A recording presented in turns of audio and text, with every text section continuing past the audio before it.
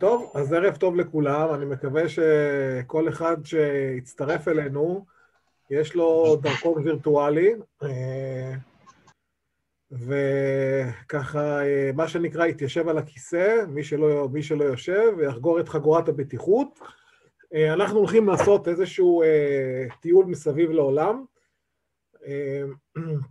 ובואו קצת אני אציג את עצמי, השם שלי זה יניב אור ששון, אני גר בראש העין, נשוי, יש לי 2 ילדים, עידן ואורי, אני עובד בחברת רדימיקס, התפקיד שלי שם זה מנהל מוצרים מיוחדים, אני מתנדב מזה כשנה בסניף רחובות, למעשה התחלתי שנה שעברה בחודש דצמבר, וישר נכנסנו ככה לקורונה, עוד הספקתי להגיע ל3 מפגשים, שבהם עשיתי איזשהו פעילות אינטראקטיבית עם החבר'ה, ועשינו כל מיני דברים יפים ביצירה של בטון, חלק עשו עציצים, חלק עשו קערות, והיום בחרנו בנושא שהוא די מעניין, אם אנחנו לא יכולים לנסוע לחו"ל בגלל הקורונה, זה נהיה הרבה יותר מורכב, אז אנחנו, מה שנקרא, נביא את החו"ל אלינו, אל תוך הבית, אל תוך הסלון, והיום אנחנו נעשה איזשהו סיבוב, בחרתי ככה כמה אתרים, שנחשבים 7 פלאי עולם, יש עוד איזשהו, תכף אנחנו ניכנס ולצלול לתוך העניין הזה.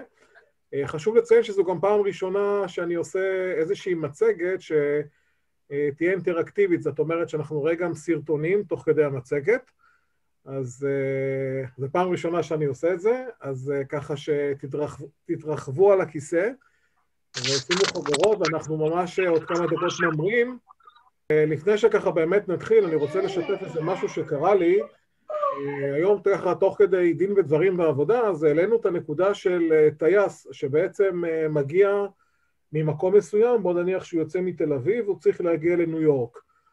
אז הטייס לא, זה קשור, כאילו אני אסביר לכם את ההקשר, איך מצאתי את ההקשר לנושא הזה, זה מאוד מעניין, כי כשטייס בעצם אומר אנחנו נוסעים לניו יורק, או שאנחנו נוסעים לברצלונה או לאיטליה, הוא לא אומר, אנחנו אולי נגיע לאיטליה, או אולי אנחנו ניסע לברצלונה, זאת אומרת, ההכרזה שלו כלפי הנוסעים, כשהם ישובים בתוך המטוס, הוא אומר, הוא מצהיר שאנחנו ניסע לניו יורק. ולמה אני אומר את זה? כי היום, איפה ההקשר של המטוס וההכרזה והנושא הזה, זה משהו ככה, היום גיליתי על זה, כי כשאנחנו, מי שנוסע ברכב יודע שיש את התוכנה, אפליקציה שנקראת Waze. אז Waze הרבה פעמים אנחנו שמים לו כתובת מסוימת, והוא לוקח אותנו לכתובת המסוימת. מה שזה בעצם אני בא להגיד, שאם יש לנו איזושהי מטרה, או איזושהי כוונה שאנחנו רוצים לעשות, אנחנו צריכים עד כמה שניתן לדייק במה שאנחנו אומרים. לדוגמה, אם אני רוצה להגיע לשדרות ירושלים בבת ים, אז אני צריך לשים איזה מספר בית אני רוצה להגיע לבת ים, כי אם אני לא אשים מספר בית בבת ים, אני יכול להגיע לאיזה רחוב מאוד ארוך. אז ככל שאנחנו נהיה מדויקים ונגיד את המטרה, או נדע עד כמה שניתן את כל הפרטים, ככה אנחנו נדייק בכל הדברים, וזה סתם משהו ששיתפתי אתכם ככה עם חומר למחשבה. טוב חברים, אז יאללה, אנחנו רוצים להתחיל בטיסה. אז ככה, אנחנו נדבר היום על 7 פלאי תבל. תבל, מי שלא יודע, זה עולם בסוגריים. אנחנו הולכים בעצם לדבר על 8 אתרים, 8 אתרים תכף אנחנו גם נרחיב ונדבר מה זה בכלל פלא תבל ומה זה פלא עולם. מי שרואה, אם אתם רואים את התמונות, אז אנחנו קודם כל רואים את הקולוסיאום בצד שמאל למעלה. יש לנו את הפירמידות של גיזה, שהם נמצאים במצרים, בצד השני שלה, בצד ימין גם כן למעלה. יש לנו את פטרה, שנמצא באמצע למטה. יש לנו את הטאג' מאהל, שנמצא מעל פטרה, שזה נראה כמו מבנה מאוד מאוד יפה. יש לנו את החומה הסינית, שנמצאת בצד ימין למטה. יש לנו אתר שנקרא צ'יצ'ן איצ'ה במקסיקו, שהוא נמצא ליד פטרה מצד שמאל. יש לנו את המאצ'ו פיצ'ו שנמצא מעל הצ'יצ'ן איצ'ה, ויש לנו את האתר הנוסף, שהוא למעשה משהו שהוא נוצר במאה הקודמת, זאת אומרת הוא נוצר ב-1931, ולמרות שהוא נוצר בתקופה יחסית מודרנית, הוא עדיין נחשב פלא עולם, ולכן גם אותו הוספתי. אז בואו נכיר את האתר הראשון. אנחנו בעצם רוצים לקפוץ לקולוסיאום. הקולוסיאום למעשה, לפני שאנחנו קופצים לקולוסיאום, בואו קודם כל נדבר מה זה שבעת פלאי תבל. אז יש פה באמת איזושהי הגדרה שרשמנו אותה, שמצאתי אותה במילון אבן שושן, והוספתי עוד איזשהן אינטרפרטציות שונות.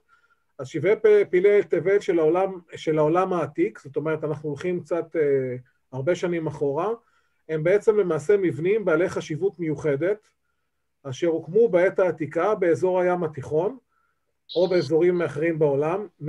מבנים אלו הוזכרו ברשימות בכתבים הלניסטיים, כתבים מאוד מאוד, מה שנקרא, עתיקים, והם שימשו מעין קטלוג של הישגים אנושיים, והיו מאוד מאוד פופולריים בקרב מיטלים ונוסעים בעולם העתיק. זאת אומרת שבעצם מה אנחנו בעצם מבינים מה זה שבעת פלאי תבל?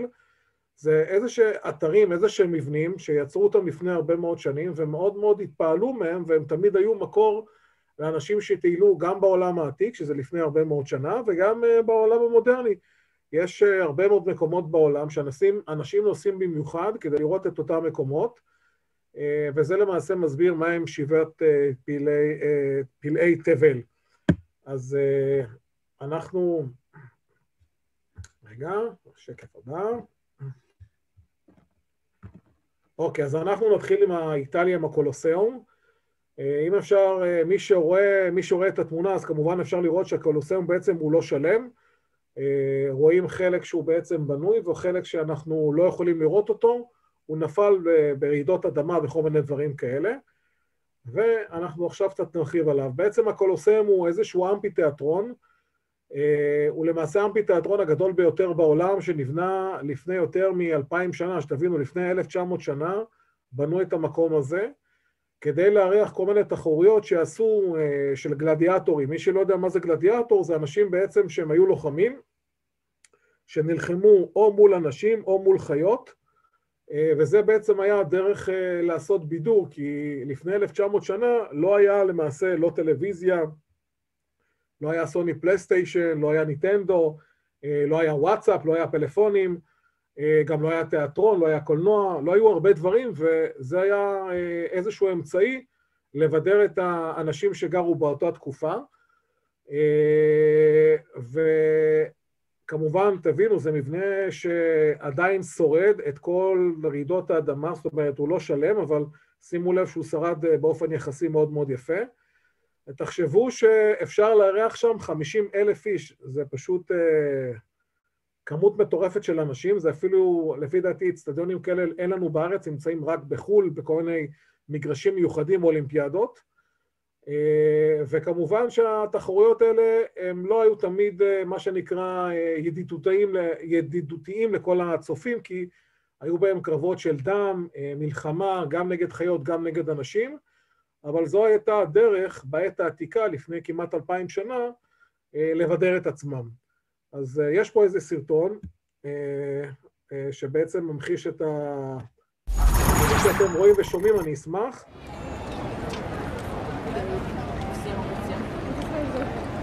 הנה, אנחנו יכולים לראות את הקולוסיאום. אתם רואים את הסרטון ושומעים? כן, שומעים.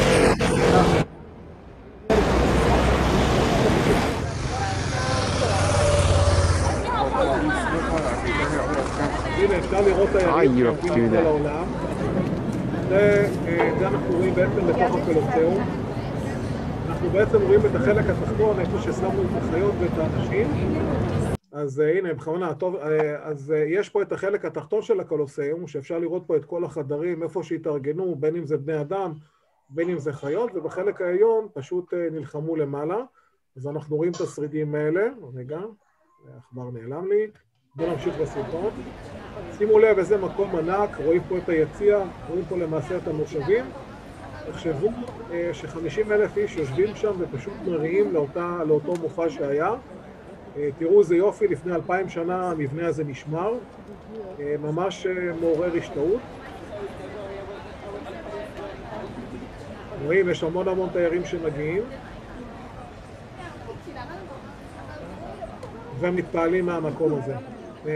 אם לא אמרתי ולא ציינתי, אז הקולוסיאום נמצא באיטליה, ברומא, שם הייתה האימפריה הרומית. שוב פעם, פה אנחנו כרגע רואים בסרטון את אותם חדרים, אותם מקומות שמהם יצאו או החיות או בני אדם להילחם אחד בשני.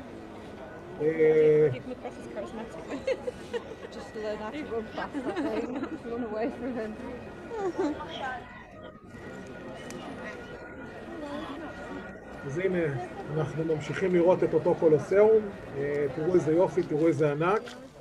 יש פה עוד איזשהו מבנה בחוץ שאנחנו רואים אותו, שגם כן קשור.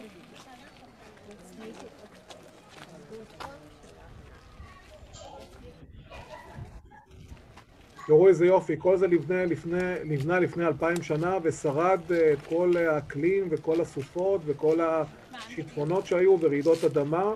אפשר לראות גם עמודים שנפלו וקרסו לתוך האדמה.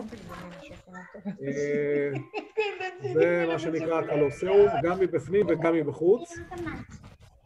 ושימו לב, גם האבנים של המדרכה, זה גם כן נשמר.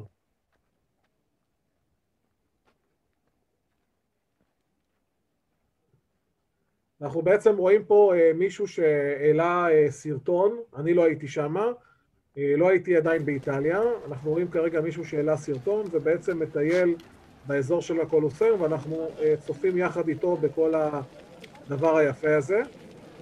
זה איזשהו מקדש שנמצא סמוך לקולוסיאום,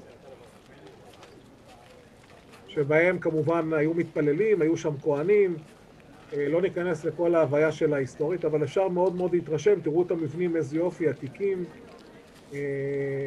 ולפני שנמשיך לפלא הבא, אני גם אספר איזשהו משהו שקשור אליי בצורה כזו או אחרת. הנה, הסרטון הסתיים. מה שמעניין, הקולוסיאום בעצם יצקו אותו עם בטון. וכמו שאמרתי, ומי שזוכר, אני עובד בחברת בטון, ומה שיפה, הבטון שיצקו אותו פעם לפני 2000 שנה, מסתבר שהוא הרבה יותר חזק והרבה יותר טוב מהבטונים שאנחנו יוצקים היום. איך אנחנו יודעים את זה? כי היום אנחנו רואים שיש הרבה מבנים שעושים להם פינוי-בינוי. בתים שלפני 40, 50, 60 שנה בעצם הורסים אותם, הם גם עשויים מבטון, ובונים חדשים. עכשיו, תבינו שזה מבנה שעשו אותו לפני 2000 שנה, שלא היה מנופים ולא היה ארבלים, וזה באמת פלא שהוא מבנה כזה הצליח לשרוד כל כך הרבה שנים, ותראו מה קורה איתנו, מי שככה מכיר ברחובות, אני לא תושב המקום, אני גר בראש העין, אבל מי שרואה, יש הרבה מקומות שהבתים מתפוררים, אנחנו רואים שהם ישנים, חלקם הורסים, חלקם עושים תמה, אז ההקשר של הבטון לעומת התקופה המודרנית, הוא באמת הרבה יותר, מה שנקרא, בטון הרבה יותר איכותי, ותבינו שכל הדברים האלה נבנו, מה שנקרא, ללא אמצעים, לא היו מנופים, לא היו מכוניות, לא היו מסעיות, כל מה שאנחנו בעצם רואים, היו צריכים לשנע את זה אנשים, או באמצעות בעלי חיים, וזה באמת מעורר התפעלות לראות כזה מבנה שקיים כמעט 2000 שנה, ונשמר כמעט בצורה מאוד מאוד טובה ומופתית. ואנחנו נעבור לשקף הבא, רגע. סליחה שאני נכנס, אבל אני הגעתי ברומא 4 שנים. וואלה, איזה יופי. את הקולוסיאום הייתי עובר 3 פעמים מיליארדו. ביום. אז אולי תשתף אותנו, אתה יודע, אנחנו ראינו סרטון, ובתור אחד שהיה שם, אולי יש לך משהו שאתה רוצה לשתף, איך ההרגשה לעמוד או להיות שם ולראות כזה מקום ענק. כי הקורבנות היו יהודים או נוצרים. אוקיי. הרי מעצרת, שם הבניין בצד, זה ארקא די טיטו. אוקיי. שם חקוק לעבדים עם מגן דוד. וואלה. או עם הצלב. יפה. אני גם יודע, אני הבנתי שהרבה מאוד אנשים שביצעו עבירות או פשעים, לצורך העניין הם גנבו, עשו כל מיני דברים רעים, אז במקום להכניס אותם לכלא, בעצם לקחו אותם להשתתף בקולוסיאום ולהילחם על החיים שלהם. אני ראיתי כמה זמן, לפני שבועיים, סרט דוקומנטרי, כמה כסף בזבזו להביא את החיות לרומא. נכון, נכון, הביאו חיות, למשל ברומא או באיטליה, רוב האריות נמצאים באפריקה, אין אריות שמסתובבים ברומא, אז צודק פה עמי ואומר שהאימפריה הרומית חלשה על הרבה מאוד מקומות, גם המזרח התיכון וגם אפריקה, ובשביל לבדר ולהביא את החיות, הם, איך אומרים, שינעו אותם, את החיות מכל מיני מקומות, וביניהם גם אריות ונמרים, וכן, תבינו שאני מזכיר לכם שלפני 1900 שנה לא היו מסעיות, לא היו מכוניות, לא אופניים, ובטח לא מטוסים, וכל הליכה או כל להביא חיה כזאת היה לוקח כמה ימים, אפילו שבועות, ולא כמה שעות כמו שהיום אנחנו נוסעים ישר במטוס, ועושים את זה הרבה יותר נחמד ונעים. אז אחרי אני רק רוצה להגיד שלום וברכה, זה שמי שחר יוסף. אהלן. שלום. אני רק רציתי להוסיף שהרומאים בזמן האימפריה שלהם, הם גם, כל הנושא של הגלדיאטורים זה היה מופעי ראווה, משתמשו הרבה הם חלשו על אפריקה, אז הם השתמשו בהרבה אנשים, כולל עבדים אפריקאים. בעצם כמעט לכל מקום שהאימפריה הרומית נגעה, האנשים של אותה ארץ שהם כבשו נהיו עבדים שלהם. נכון. והם השתמשו ברחבות גלדיאטורים כמו מרחץ דמים כזה, כמו הופעות ראווה של מרחץ דמים של עבדים ודברים כאלה. שחר, אני אשאל אותך שאלה, אתה לא חייב לענות. מישהו יודע, זה לא רק לשחר, אבל בוא נראה, שחר, אם אתה כבר שיתפת אותנו, ותודה רבה על השיתוף, בוא נראה אם אתה יודע, בארץ יש לנו גם כן סוג של אמפי תיאטרון, גם כן... בית שאן, בקיסריה. יפה, כל הכבוד גיא, שיחקת אותה, יפה מאוד. ואם אפשר להוסיף משהו לגבי הקולוסיאום ברומא, האזור שהראית, איפה שנמצא שער טיטוס, זה נקרא פורום, ובשער טיטוס יש את המנורה שהרומאים גנבו מבית המקדש. יפה. אז גיא, תודה רבה על השיתוף. חברים, שימו לב שבאמת ראינו איזשהו פלא אחד, ואנחנו מגלים עוד ועוד דברים חדשים, וזה ממש נחמד וכיף. אני מקווה שנהניתם בטיול הקצר שעשינו לרומא, לאיטליה, ועכשיו אנחנו קופצים לאזור הדרום של מדינת ישראל, לשכנה שלנו מצרים.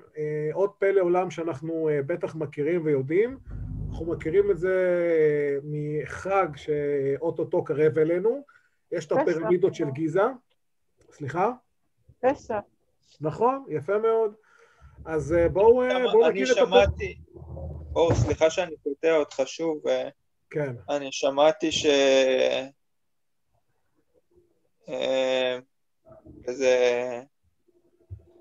זה נכון, כי לא ביררתי את זה, אבל ראיתי בכמה מקומות שזה די נכון שהעבדים, בני ישראל שהיינו עבדים, אז אנחנו לא בעצם בנינו את הפירמידות. נכון. יש איזה, אנחנו בנינו שני ערים שנקראים פיתום ורעמסס, והפירמידות זה לא משהו שאנחנו בנינו. לא יודע, כל אחד יכול לחלוק עליי, אבל... לא, אנחנו לא באים לחלוק, שחר, אנחנו תשמע, יש דעות לכאן ולכאן, ואנחנו מכבדים את כל הדעות.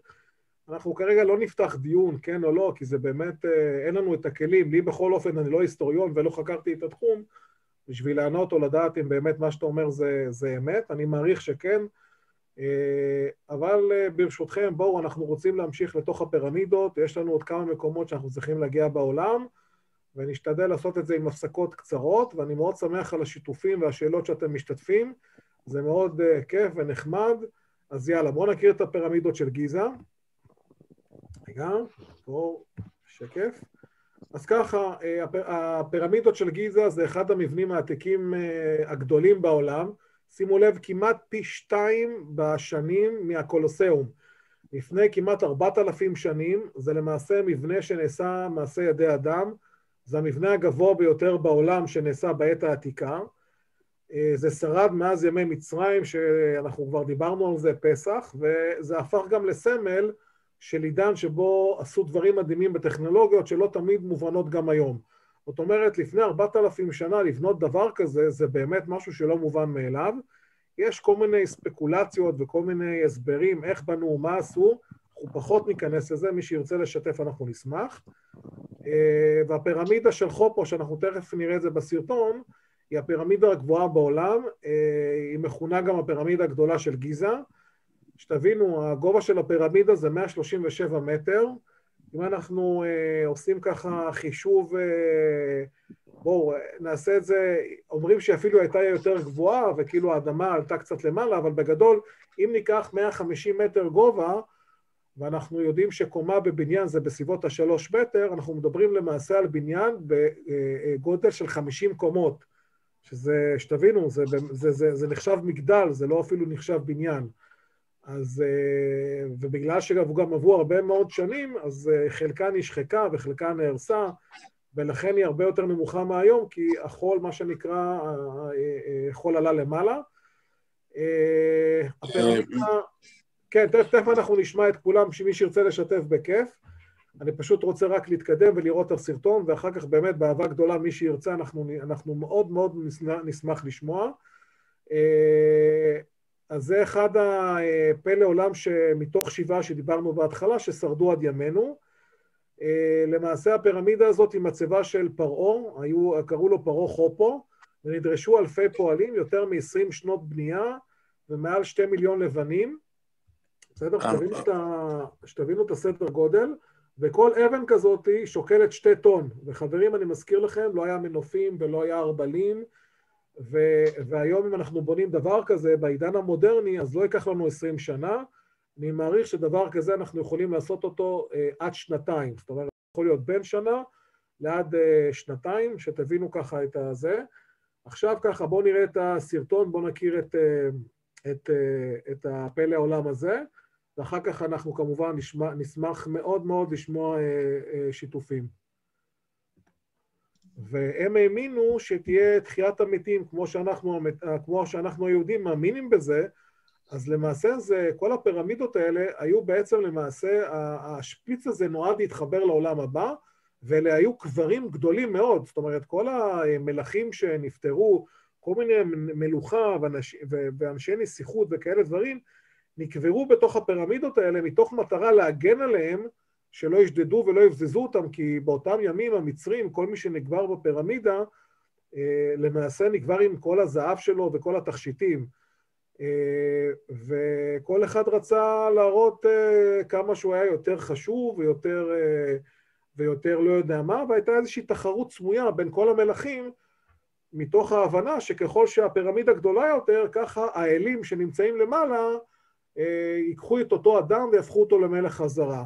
אז זה ככה ממש על קצה המזלג, למה בנו את הפירמידות. אז בואו רק, וגם בגלל שהיו הרבה אנשים, מצרים הייתה מאוד עשירה, היו להם הרבה עבדים, וכל אחד רצה להשוויץ בנושא של הפירמידות. זה ככה על קצה המזלג, ועכשיו אנחנו ברשותכם יוצאים לסיור וירטואלי, פה אנחנו בעצם רואים את המדבר, תראו את המדבר, ואנחנו רואים מרחוק שתי פירמידות.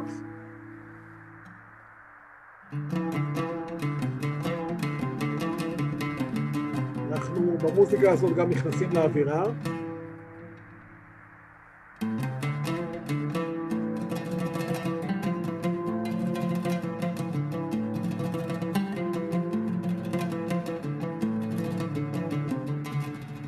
אז הנה אנחנו רואים את הפירמידה. שימו לב שאפשר לראות שהפירמידה ממש נמצאת למטה, רואים את הצל ההר, שרואים שבעצם האדמה הגיעה הרבה יותר גבוה.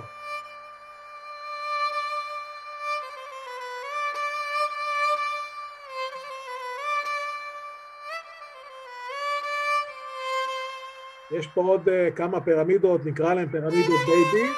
יש לכל פירמידה שם, אנחנו לא ניכנס לזה מפאת הזמן. כל פירמידה בעצם יש לה את השם של אותו מלך או אותו איש מלוכה שנקבר. פה אנחנו רואים את הפירמידה קצת יותר קרוב אלינו. פה אנחנו רואים בעצם את הבפנוכו שבכל פירמידה.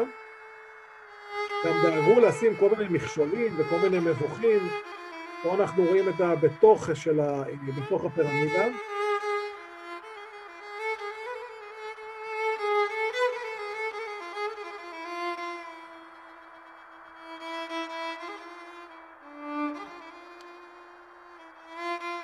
יש מין גדר שתוחמת את אותם פירמידות.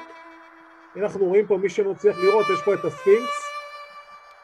ספינקס זה בעצם פסל מאוד מאוד גדול, שגם כן נמצא ליד הפירמידות, בנה אותו גם כן מלך שנקבר בתוכו, הוא למעשה היה המלך האחרון במצרים, והבנייה שלו לא הושלמה. זהו חברים, זה הזמן שלכם, הסרטון הסתיים, אנחנו מאוד נשמח לשמוע אתכם על מי שרוצה להגיד משהו, בשמחה. רק רציתי להוסיף, נאמר פה שבעצם כל אחד רצה להשוויץ בקבר או בפירמידה שלו שתהיה הכי גבוהה, וכל הנושא של הקברים עצמם, ושהם צריכים, כאילו אמורים לסמל משהו של עולם הבא. בדרך כלל פרעונים שקבורים בפירמידה, אז זה שושלת של מלכים של מצרים, והמצרים האמינו שפרעה זה כמו אל, זה בעצם אל, לא כמו. זה בעצם אל שיש לו כוחות משלו, וכל מיני אתה יודע, המצרים השתמשו הרבה בקסמי ובאחיזת עיניים וכל מיני דברים שהגויים מאמינים בהם. נכון מאוד, שחר. פרעונים היו כמו איזשהו אל, פשוט אל, הם הריתו את הפרעונים, וכשהם קברו אותם, אז יש גם איזשהו סימן של, אני לא יודע מה זה אומר, אבל היום משתמשים בזה נגד איזה גוף שהוקם נגד עם ישראל, של עין כזאת. נכון, שחר, אני ברשותך, נכון, אתה צודק. יש מי שמכיר את הפירמידה, מי שראה פעם דולר, $1, שטר של דולר אמריקאי, מקדימה יש את פרנקלין, שהוא היה נשיא, ומאחורה יש את הפירמידה עם העין הזאת שאתה מדבר עליה, זה נקרא הבונים החופשיים, הם לא נגד היהדות, אני לא אכנס לזה, זה קצת פוליטיקאי. אבל זה לא קונספירציה כזאת, זה... שוב פעם, אני לא יודע, תראה, הבונים החופשיים הם אמיתיים, הם קיימים, שוב פעם, אני לא רוצה להיכנס לתחום הזה, כי אנחנו קצת גולשים מהמטרה שלשמה התכנסנו, אבל בגדול הם נקראים הבונים החופשיים, והם כן משתמשים בנושא של הפירמידה. יש להם אמונה אחרת שנוגדת את היהדות, הם לא נגד היהודים. זאת אומרת, הם לא מאמינים ביהדות, הם מאמינים מה שנקרא בישו הנוצרי, אבל אנחנו לא באנו לדון לא על דת ולא פוליטיקה, אבל עוד אנקונדה ככה קטנה, ותודה רבה שחר על השיתוף, אומרים שהמצרים שחיים היום במצרים, זה לא המצרים שהיו לפני 4,000 שנה. ולמעשה המצרים בקבלה, מי שמכיר יש את היהדות ויש את הקבלה שהתורה... ברור שזה לא, ברור שזה לא אותם נכון, מצרים. אז בעצם מדברים שהצוענים שנמצאים באירופה, ובאמת הם מאוד מאוד דומים לאותם אנשים שהיו במצרים העתיקה, זאת אומרת הצוענים, יש מונח שנקרא ג'יפסיס באירופה, שהם בעצם צוענים, הם לא נשארים במקום קבע, יש להם עגלות או דברים כאלה, ובאמת אם רואים את תווי הפנים שלהם, הם מאוד מאוד דומים למצרים של העת העתיקה, נוודים כאלה. נוודים. איך? סליחה? סוג של נוודים כאלה. נכון, ואני לא נכנס כרגע שוב פעם לנושאים ההיבטים האלה. אבל זה קצת, זה לוגיה קצת משונה להשוות צוענים שוב פעם, אני לא, בשביל זה אני אומר, תראה, אנחנו לא באנו להתפלסף פה, כי אנחנו יכולים להרחיב באמת, יש הרבה מה להרחיב בעניין, אבל שיתפתי משהו שאני כן יודע, כי אני גם אומר את זה מבחינה מדעית, עשו בדיקות וראו שתווי הפנים וה-DNA של הצוענים באירופה, הם דומים למומיות שהיו במצרים. ואם אנחנו לוקחים איזשהו הקשר מסוים, אז אומרים שבגלל שהמצרים התנהגו כמו שהתנהגו לעם ישראל או לבני ישראל, אז הם קיבלו את העונש שלהם, שלא יהיה להם מקום קבע לעולם, וכל הזמן הם יצטרכו להסתובב בכל העולם. עכשיו, אני לא בא להחזיר בתשובה, ואני לא בא כרגע לאמת או לא לאמת, שיתפתי איזשהו משהו שהוא באמת מאוד מעניין, כי הרבה אנשים נוטים לחשוב שהמצרים של היום, הערבים המוסלמים, הם אלה שהיו לפני 4,000 שנה, וזה לא נכון. אפשר לשאול משהו? כן, בטח.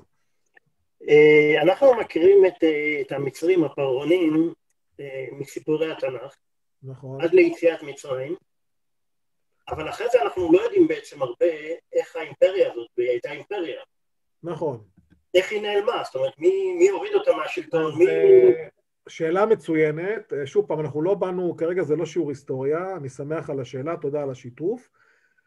אנחנו לא נוכל להתחקות אחרי העניין הזה, כי זה באמת יריעה מאוד גדולה, אבל זה בדיוק העניין שלמעשה יש הרבה מאוד יהודים שבעצם באים ואומרים שאחרי שבני ישראל יצאו מארץ מצרים, זה למעשה הייתה התחילה של ההתפוררות של אותה אימפריה, אבל זה ככה ממש בגדול, להגיד לך נכון או לא נכון, זה לא הזמן ולא המקום, אבל העלית פה נקודה מאוד מעניינת, שבאמת מה קרה עם אותם מצרים, למה הם נעלמו, למה אנחנו לא שומעים עליהם, למה בעצם באו וקבעו כאלה כל מיני דברים מעניינים, אבל מי שזה מעניין אותו, אני מבטיח שאני אתייחס לזה בהרצאות הבאות, אז תבואו גם בהרצאות הבאות. כן, אנחנו חייבים להתקדם גם. כן, כן, אז בואו נתקדם חברים. רשמנו. אוקיי, עכשיו אנחנו עוברים לשכנה שלנו במזרח, יש לנו את פטרה. פטרה נמצאת בירדן. כמו שאתם רואים, זה בעצם סלע הר, שחצבו אותו בצורה מאוד מעניינת. עכשיו, אם אתם רוצים לדעת איך עשו את זה, כי זה באמת, זה לא מובן מאליו, תכף אנחנו נבין למה זה באמת לא מובן מאליו. אז ככה, קודם כל, בין ערי עמק הערבה שבדרום הירדן שוכנת העיר פטרה, העיר העתיקה של פטרה, זה היה פעם הבירה של הממלכה הנבטית, במאה הרביעית לפני הספירה. רוב הארכיטקטורה נחצבה בסלע הוורוד ההררי, אנחנו ראינו את הצבע שלו, אנחנו תכף נעשה סיור גם בחוץ וגם בפנים, וגם את האוצר המפורסם המכיל את הקבר של המלך הנבטי. שוב פעם אנחנו בעצם רואים שכל הדברים העתיקים נועדו בעצם לשמר או נועדו לתת כבוד למת של אותו מלך. יש גם השפעות, אנחנו נראה גם השפעות באותו סיור של הרחוב עם עמודים ואמפי התיאטרון, זאת אומרת, אחרי שפטרה הוקמה, במרוצת השנים, בתקופות יותר מאוחרות, באו והוסיפו כל מיני דברים לעניין. עכשיו, לפני שנראה את הסרטון, ממש בקצרה, פטרה, למעשה, אנשים שחקרו את זה, גילו שהם לקחו, הם בעצם התחילו לסטט מלמעלה, זאת אומרת, הם התחילו לסטט מלמעלה וירדו למטה, זאת אומרת, הם לא התחילו מלמטה ועלו למעלה, הם בעצם פינו את כל האבנים, ירדו כל פעם מטר, סיטטו ופינו, שזה בעצם שיטה מאוד מעניינת, ושוב פעם, אני מזכיר לכם שאז לא היה את כל הכלים, לא היה מנופים, וחברים, ברשותכם, להדק את החגורות, לשים חגורה, ובואו נראה את הסיור שלנו בפטרה.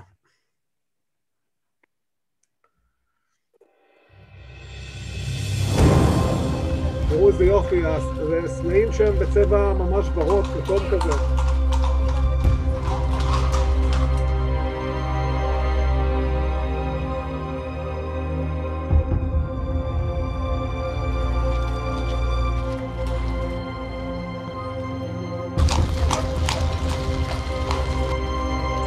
אנחנו רואים המון תיירים שמגיעים למקום, זה גם צפרות. איזה יופי, כל זה מצטער בידי אדם.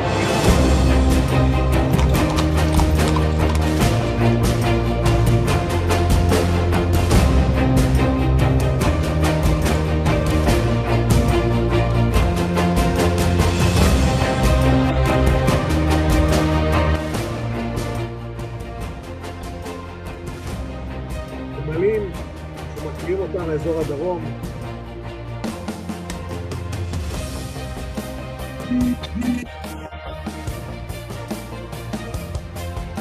תראו איזה יופי, שם גרו אנשים, כן, בתים.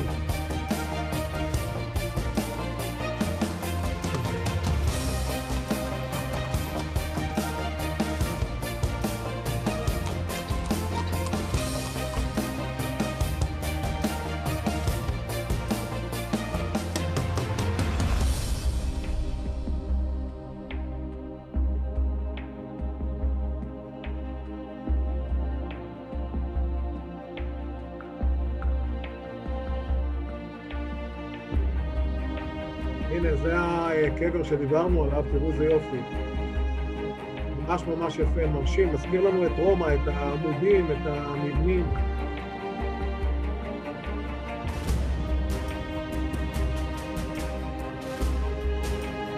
זה מקומות שיש בהם הרבה תיירים שמגיעים לראות, ומקומות שתקרו בפני המון המון שנים ומעוררים השתאות גם בעולם המודרני.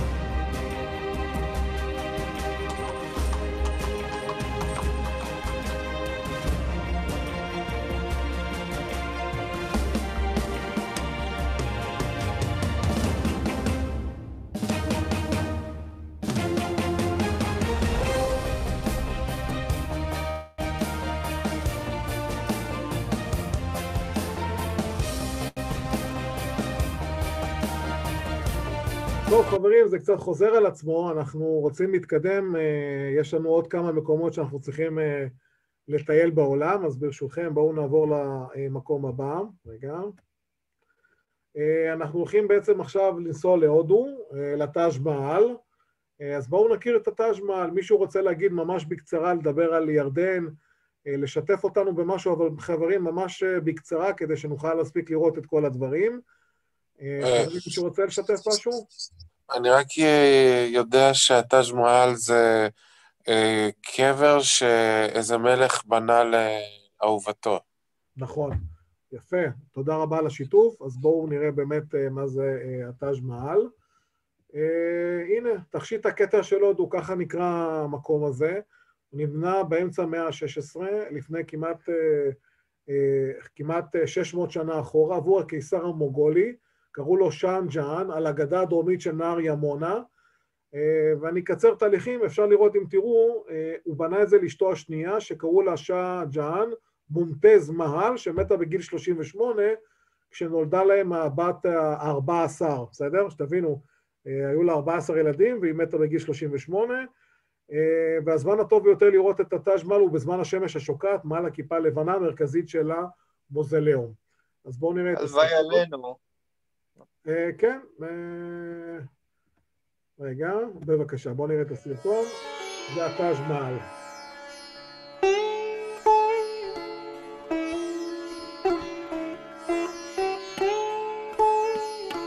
תראו איזה יופי, יש פה בריכה וגנים, מה שהוא עשה פה, איך אומרים, כנראה הוא מאוד מאוד אהב את אשתו בשביל להשקיע כל כך הרבה משאבים וליצור משהו מפהפה. תראו, זה ממש כמו באגדות, מה שקוראים סיפורי אגדה, תראו איזה יופי, תראה, אין מילים.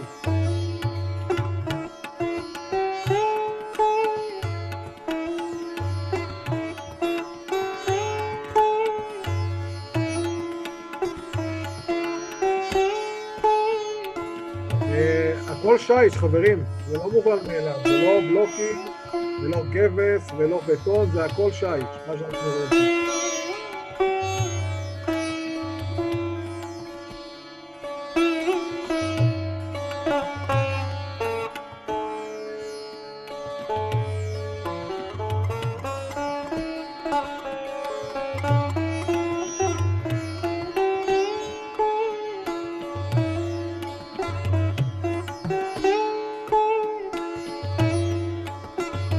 תראו איזה יופי, תראו כמה זה גדול. תראו את הגינות, תראו את הבריכה, ממש אותו מלך השקיע במקום הזה, תראו מה, איזה יופי, איזה עוצמה.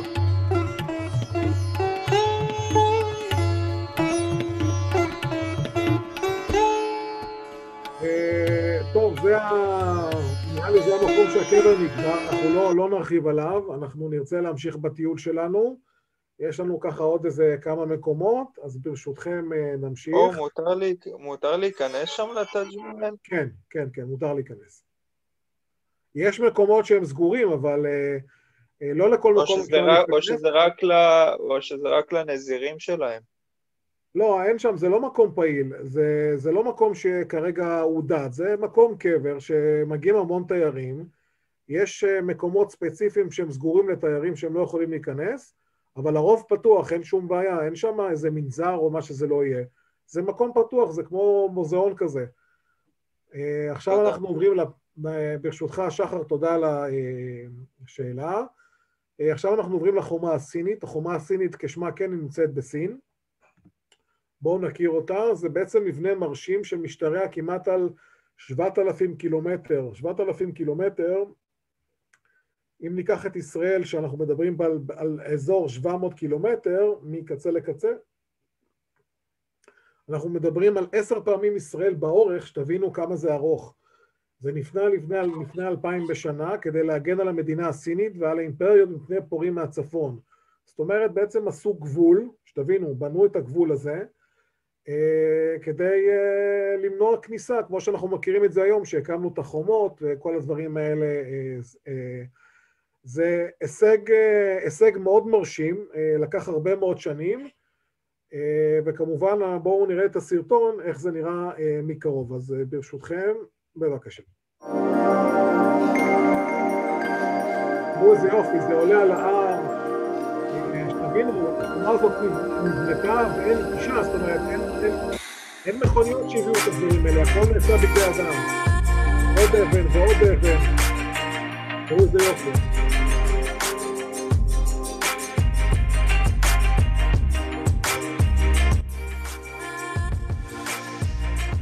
הבתים האלה בעצם הם הפסקות בין חומה לחומה, ששם יכלו לגור השומרים, יכלו לגור התצפיתנים שבעצם שמרו שלא יעברו את החומה. תראו איזה יופי, איזה חומה ארוכה, היא ממש חוצה כמעט את כל סין.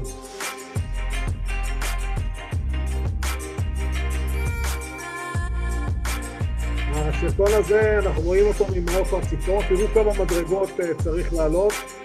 בשביל להגיע צריך ממש כושר טוב בשביל ללכת ולבקר את החומה הזאת. לא כל אחד יכול לעשות את זה, כי צריך לעלות הרבה מדרגות וללכת קילומטרים על קילומטרים.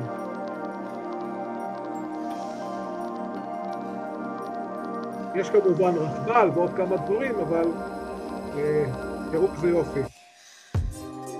שוב פעם מבט מלמעלה, אתם רואים יש פה מין צומת T, הסתעפות של כמה חומות. חלק מהצמחייה ממש אתם רואים על החומה עצמה.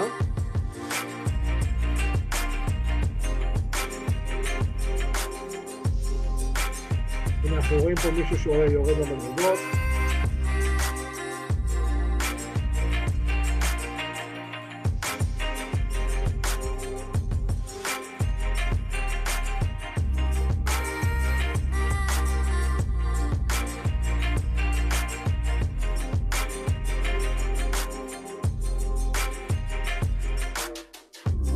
טוב, אני חושב שהבנו את הרעיון של החומה הסינית.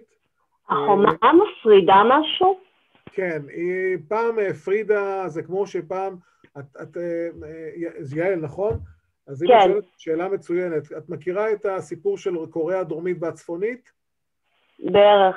יופי, אז יש גבול שחוצץ בין מקומות, את לא רוצה שאנשים יעברו או ישדדו אותך, או לא יודע, יעשו כל מיני פעולות, אז היא ממש עשתה, הם חצו למעשה את כל הארץ כדי שלא יעברו ולא יעשו כל מיני דברים לא נחמדים, בסדר? שימנעו כל מיני מעשים לא נחמדים, הם בעצם עשו גבול שהוא בעצם בכל קנה מידה באמת מטורף, ואפשר להמשיך לראות, אבל אנחנו הבנו את הפואנטה של החומה, וכן היא נועדה למנוע בעצם מפולשים להגיע לתוך המדינה ולעשות דברים שאנחנו לא רוצים שהם יעשו, וברשותכם בנקודה הזאת זה נעשה בזמן של הקיסרות הסינית בכלל. נכון. אז כיום בעצם זה סתם ליופי. סליחה?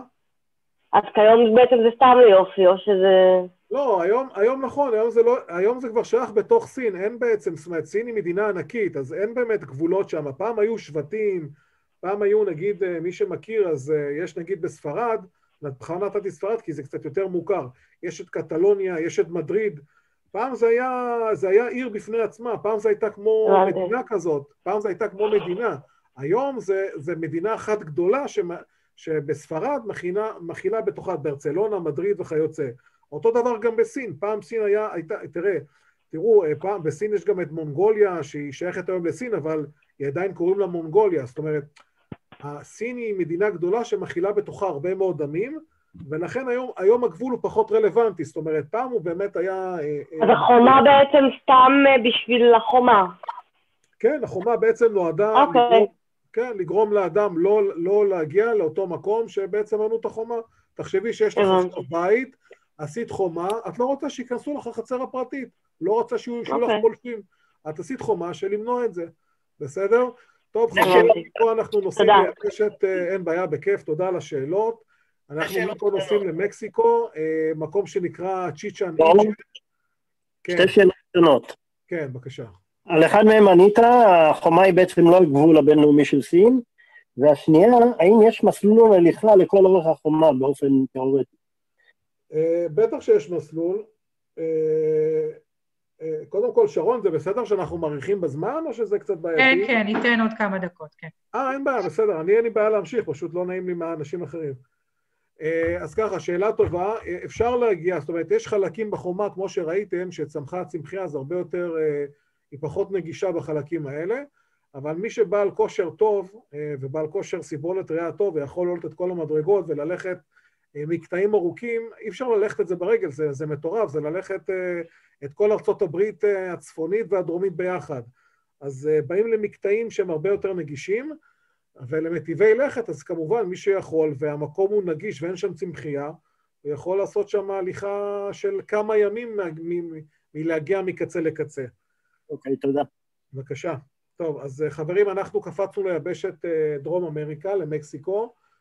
לא, סליחה, כן, לא, זה בצפון אמריקה, מקסיקו, מקום שנקרא צ'יצ'ן איצ'ה, כמו שאפשר לראות, המבנה הזה מאוד מזכיר לנו משהו שראינו אותו מקודם, זה בעצם ממצרים, פירמידה. בני המאיה. כן, יפה מאוד, כל הכבוד שחר, תודה רבה. אז ככה, אני לא רוצה להיכנס, כי אנחנו באמת קצת חורגים מהזמן, אבל יש פה בעצם איזשהו הסבר מה זה הדבר הזה. זה אתר שהוא שוכן באיזשהו אי, נכון, שחר צדקת, בתקופת המאיה, לפני גם כן, שימו לב, כמעט לפני 1,000 שנים, בין 1,000 ל-500 שנה, כל האתרים של בני המאיה בעצם קרסו באופן מסתורי, אנחנו לא יודעים למה, וזה אחד המקומות ששרדו.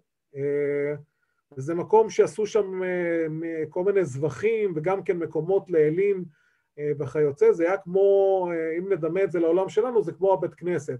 אז הם האמינו בכל מיני אלילים וכל מיני דברים כאלה, ושם הם ערכו כל מיני התכסים, העלו קורבנות, העלו כל מיני דברים כאלה.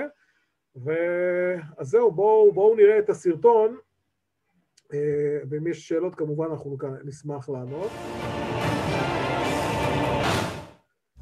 The ruins of more than 30 ancient structures and temples lie hidden here amongst the trees, including this immense pyramid. The Castillo, or Temple of Kukulkan, one of the new seven wonders of the world. Built from tens of thousands of limestone blocks, it towers 100 feet high, as tall as a 10-story building. At its peak, a sacred temple dedicated to the serpent god Kukulkan. On each side, steep steps that reflect the Maya calendar. And at the base, serpent heads linked to the equinox. This 60,000-ton structure is a marvel of ancient engineering. Moving one stone was backbreaking work. Yet this pyramid is made of tens of thousands of limestone blocks. How did the ancient Maya build it? The secret to constructing this amazing temple lies hidden inside, because this pyramid isn't quite what it seems. Concealed beneath the smooth facade is a layer of rubble.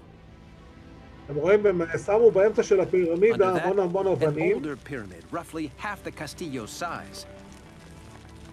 Its staircase leads to a sacred temple with two chambers. יש פה בפנים, אתם רואים, יש פה שתי תאים. A throne in the shape of a jaguar. ויש פה שולחן של יגואר, חיית יגואר. And a mysterious reclining statue known as a chakmul. ועוד איזשהו פסל שהם בנו, כנראה אל שלהם. Building on top of this existing temple was an ingenious way to build big. as a new era in the life of the city dawned. The ancient Maya, they did not destroy a building to build another one.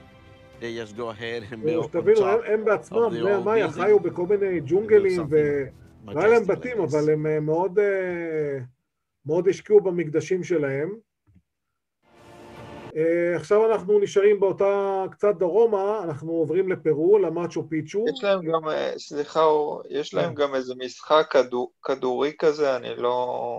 נכון, אתה צודק, שחר, תודה רבה על כל הידע שאתה משתף, אתה נוגע בנקודות, שהאמת שזה היה רשום, אבל מפאת הזמן אני לא רציתי להיכנס לכל הנקודות, זה משהו שמאוד דומה לכדורגל.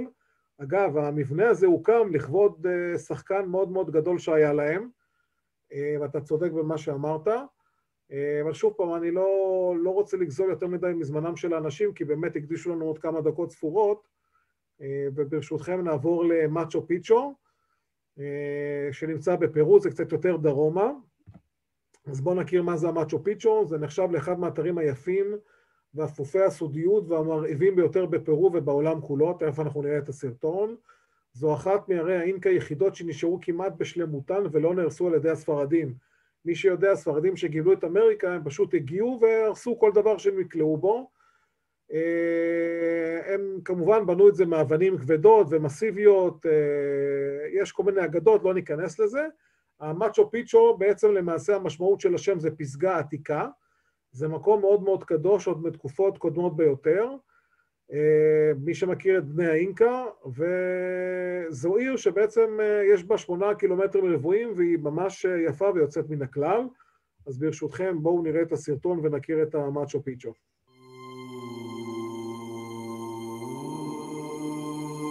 תראו איזה יופי, מדהים.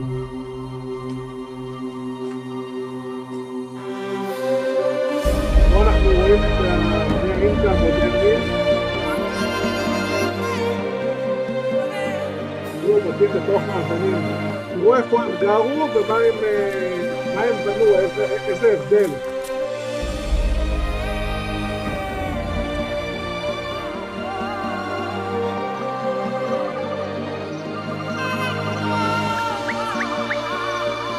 עכשיו הדרך אנחנו עושים איזה מסע קטן בג'ונגל של פרו.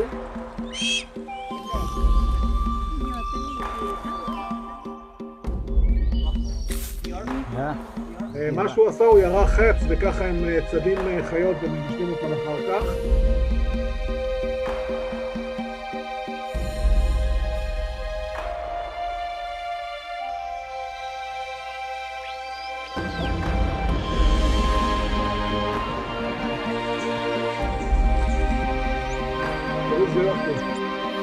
תראו איפה הם גרים ומה הם בנו, איזה שונה זה לגור בתים מהם, ומנסה לבנות עיר שכנה של מקדש, זה לא דבר שמובן מאליו.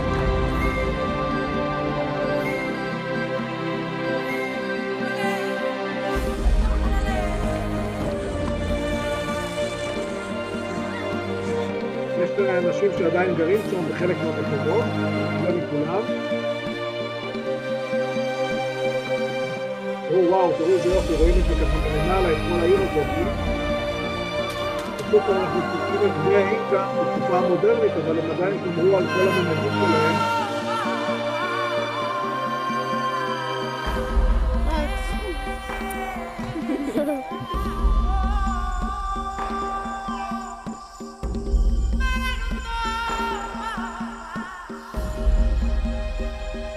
זה כוח פצלן, מי שלא מכיר.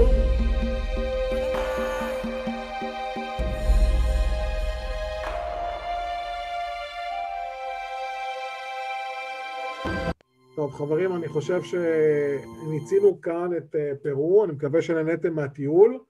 בואו,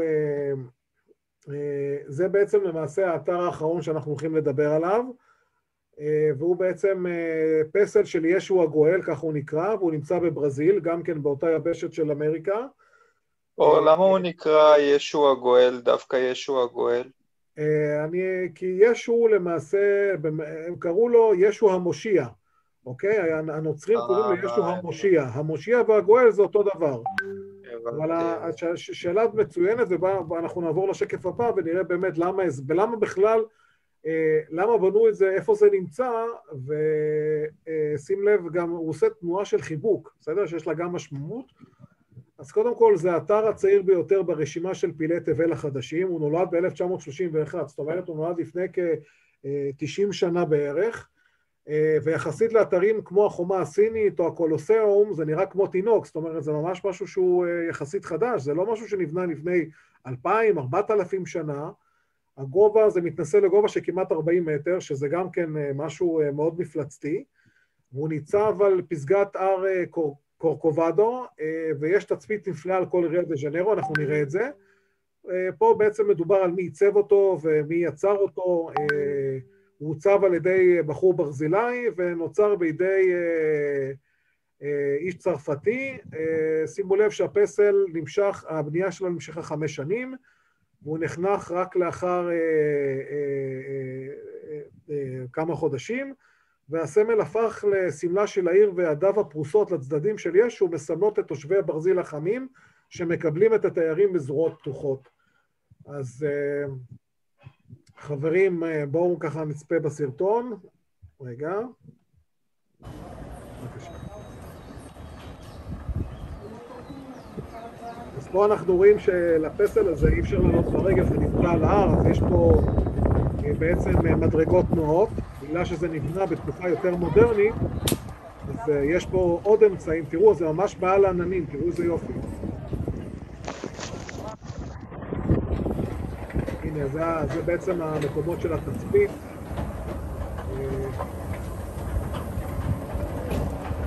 אנחנו עולים ביחד במדרגות הנאות, ואנחנו בעצם רואים את הפסל.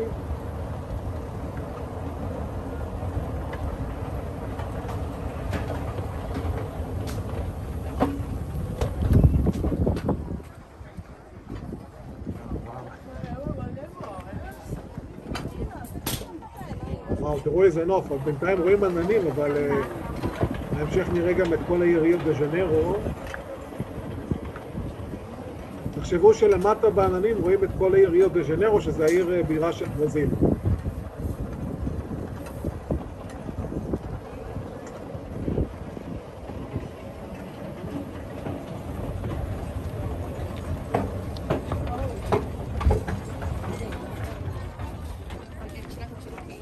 תראו כמה תיירים.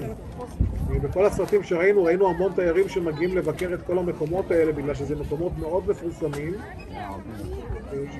הנה, פה אנחנו נראה תכף את הפסל.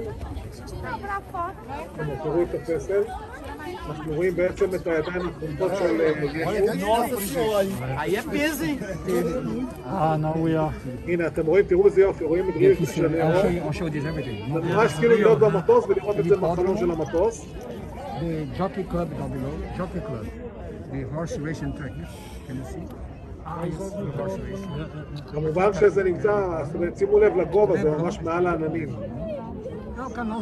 רואים את כל הבניינים של ריו דה ז'ניירו.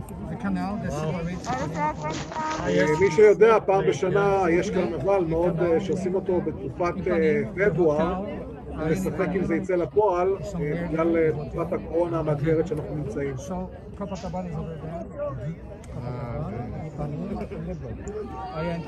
אפשר לראות פה למטה, אתם רואים את זה פנסים שנותנים אורות בלילה, זאת אומרת, את הפסל הזה מהירים בלילה בכל מיני אורות, אדומים, כחולים, זה מאוד מאוד מאוד יפה לראות את זה גם בלילה, אנחנו לא נראה את זה פה בסרטון.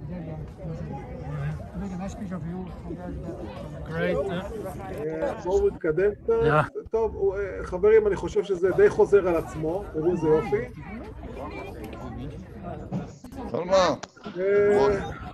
זהו חברים, אנחנו למעשה סיימנו.